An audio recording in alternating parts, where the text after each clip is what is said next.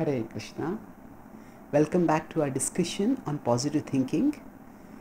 We discussed till now the idea, the fundamentals of spirituality, IDEA, and the idea at work.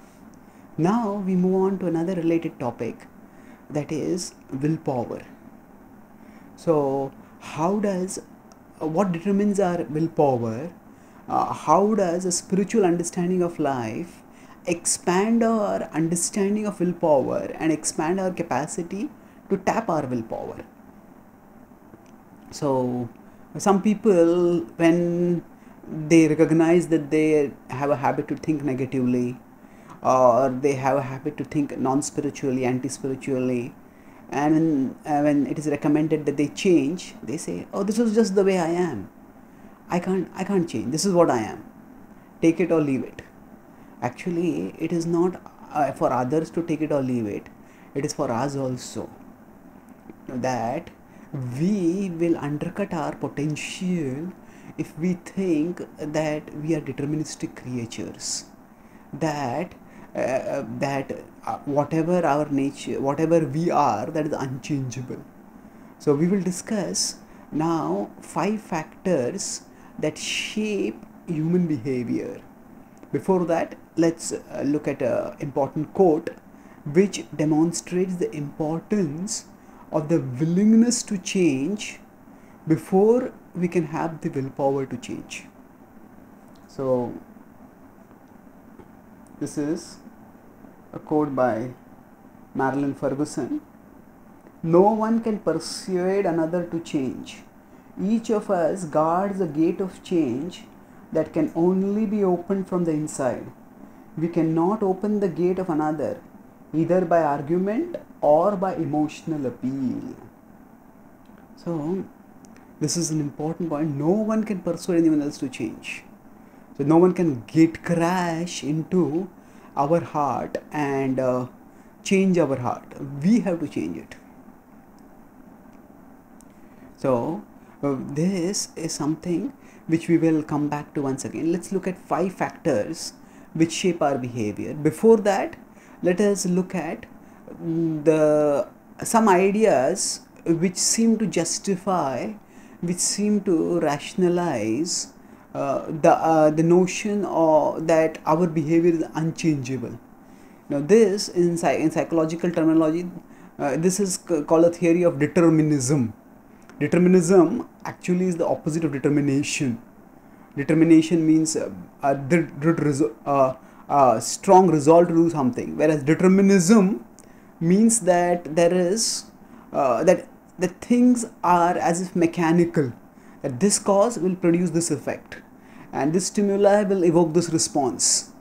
And when we recognize this, then we are if we consider ourselves as deterministic beings, then there is no scope left for willpower, for free will, or for doing anything more.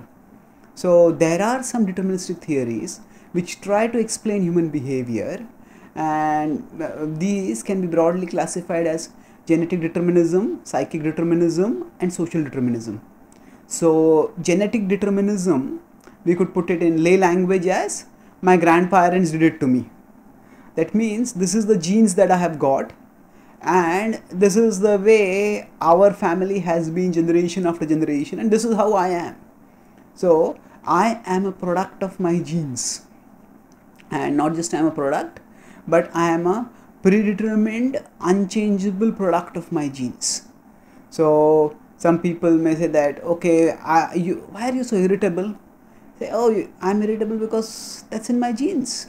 My parents were irritable, my grandparents were irritable, and they say the fruit never falls far from a tree. That means the children will be the same way that the grandparents were, and that's how it's going to go on generation after generation. So this theory, yes, genes do affect some aspects of our bodily constitution and to some extent of our psychological makeup also, roughly, but they don't determine our behavior. So there are monozygotic twins who have identical genes and still they have different behaviors. They are different, not just different behaviors, but they are entirely different individuals. with their own moods, their own personalities. So we are not the product of our genes.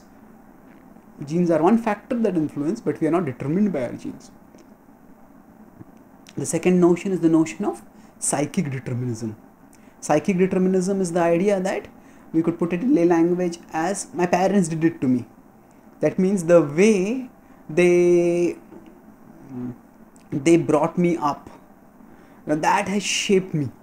So yes, it's true that our upbringing, especially the kind of impressions and training that we get during our formative years, that plays a huge role in our becoming who we become. So there's no doubt that the upbringing is a significant shaper of our character and behavior. But is it a determiner? No, it isn't. It isn't. We need to recognize that there are many cases of people who say, somebody may say that, oh, I have a alcohol problem. Why? I have a drinking problem because my parents had the drinking problem. No, but there are many well documented cases of parents who are alcoholics, but the children remained sober throughout their lives, and even if they had got into alcohol in their childhood or their youth, they gave it up. So our upbringing will definitely affect us, and sometimes some negative, say if the alcohol may be an extreme example, somebody may say that, oh, I have an inferiority complex because my parents always compared me with my elder sibling, and he or she was cleverer than me. I could never get as many marks as they got, and that's why I have this inferiority complex. Well, we don't have to let that person dominate our life. Yes, so that may be there's a difference between a shaper and a determiner. That sort of upbringing does shape our life, but it does not determine our lives. So we are not psychically determined. Also, we are not determined by our upbringing. The third notion is social determinism. Determinism is the idea that my association, the people around me are doing it to me. So the idea is that, oh, why am I irritable? Because I'm surrounded by irritating people. I'm surrounded by people who are irritating and who are irritable. Why am I alcoholic? Because I've always been surrounded by people who are alcoholics. Why am I particular like this? Because that's how the people around me are. Now certainly the social factors do affect our behavior, but this is also a shaper. We see many times in a particular society, in a particular culture, there may be a certain kind of people with certain mindsets, and suddenly somebody who is entirely of a different mindset emerges.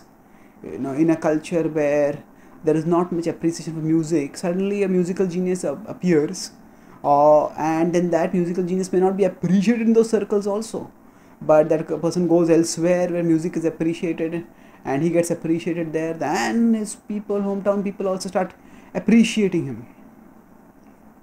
So the point here is that yes, our social circles does influence us, but it does not determine us. So the fundamental error of these deterministic theories is that they conflate shapers with determiners. So our genes, our upbringing, and our social circle, our association, all these shape our behavior, but they don't determine our behavior. And beyond these three factors are two more factors which are critical, and these factors are what spirituality informs us about and empowers us in. So what those two factors are, we'll discuss in our next talk. Thank you. Hare Krishna.